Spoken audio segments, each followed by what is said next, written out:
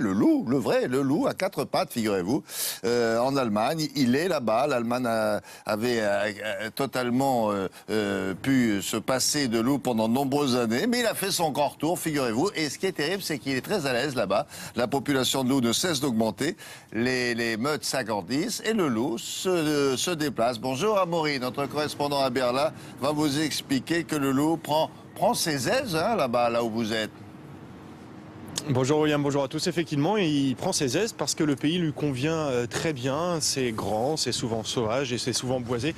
En fait, l'Allemagne lui convient bien comme ça lui convenait auparavant, parce que le retour du loup, c'est juste un retour à l'ordre des choses. L'animal était massivement présent dans le pays, et puis il avait quasiment totalement disparu à la fin du 19e siècle, comme d'ailleurs dans l'ensemble des pays d'Europe de l'Ouest. Et puis en 2000, un couple de loups est arrivé depuis la Pologne, un couple qui s'est beaucoup plu dans ces régions de l'est de l'Allemagne, très boisé et très sauvage.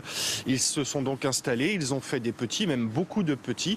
Et aujourd'hui, les spécialistes du loup estiment qu'il y a 25 meutes présentes en Allemagne, 7 couples qui n'ont pas encore procréé, mais ça ne saurait tarder, et 13 individus solitaires. Alors, le loup se développe en Allemagne, et de plus en plus, il se rapproche de l'homme. On l'a vu à proximité de fermes d'élevage, on l'a vu aussi au beau milieu de quartiers résidentiels. Ça, c'est assez nouveau. Plusieurs cas ont été recensés ces dernières semaines et ça donne des images assez étonnantes, comme vous allez le voir dans ce sujet que nous avons réalisé avec Brice Boussoir. Les moutons à court, poursuivis par un loup. La scène est à peine croyable. Cela se passe au nord de l'Allemagne. L'animal ne semble pas du tout effrayé par l'éleveur qui tente de le faire fuir. Le tout a été filmé par cet homme, un spécialiste du loup, qui ne pensait jamais vivre un tel moment. On avait vraiment l'impression qu'il était en confiance. Il n'avait pas peur. Il était sûr de lui. Je dois dire que je n'avais pas peur de lui non plus. Il semblait décidé et on sentait qu'il avait l'habitude du contact avec les humains. Dans l'attaque, 4 moutons ont été blessés et 2 ont disparu. Depuis, l'éleveur a investi dans une clôture électrique pour protéger son troupeau. Le loup dans les champs et le loup dans les villes. Voici des images rarissimes prises à 50 km de Brême. Un loup au beau milieu d'un quartier résidentiel. Cette habitante rentrait chez elle en voiture quand elle est tombée nez à nez dessus. J'ai d'abord eu peur et après je me suis dit que c'était une très belle bête. À quoi on pense à ce moment-là? À ne pas sortir de la voiture. Le loup est arrivé par ce bois. Il a continué son chemin à travers le quartier. On ne l'a plus jamais revu, mais il pourrait bien revenir. Ce loup n'a pas peur d'approcher des habitations, ni à rester dans le quartier. Il y a plusieurs raisons à cela, notamment parce que c'est certainement un jeune loup. Et selon les experts, cela constitue un vrai danger. En Allemagne, les loups peuvent être abattus uniquement en cas de menace extrême et en dernier recours. Et malgré la prolifération de l'animal, il n'est pas question de revoir la législation pour le moment.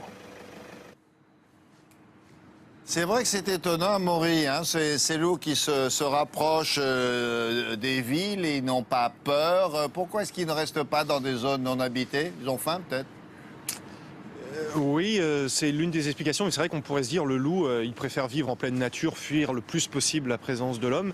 En fait, l'animal peut avoir un comportement très différent. Tout cela, on le sait grâce à une grande étude qui a été menée ici par l'Agence fédérale de protection de l'environnement.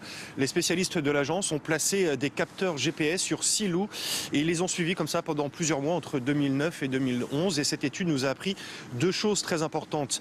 D'abord que le loup pouvait effectivement s'installer, établir son domicile entre guillemets, dans des zones très proches de l'homme, des zones où il y a beaucoup de bruit, notamment on a retrouvé des loups qui vivaient en bordure d'autoroute.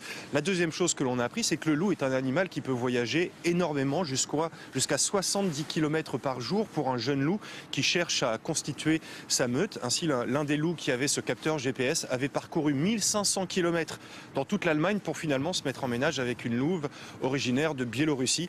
Donc ces jeunes loups voyagent beaucoup et il peut leur arriver de traverser des zones habitées et ça devrait se produire de plus en plus car l'Allemagne est un grand pays et les spécialistes estiment que le pays peut accueillir jusqu'à 400 meutes de loups. La première a été signalée à 20 km de Berlin.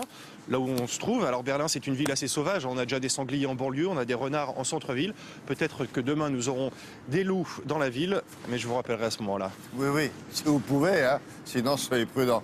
Merci beaucoup. Voici une revue de presse. Elle est